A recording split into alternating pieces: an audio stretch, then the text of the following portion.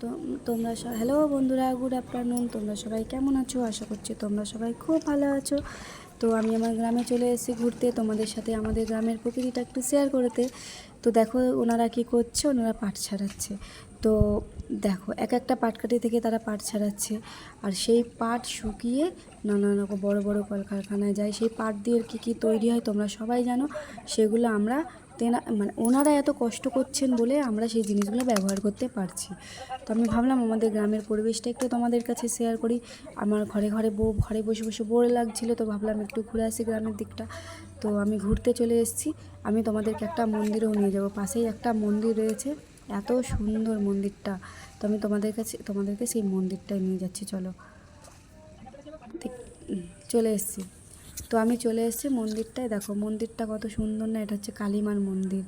কালী মায়ের মন্দির, পাশে শিবলিঙ্গের মন্দিরটাও রয়েছে।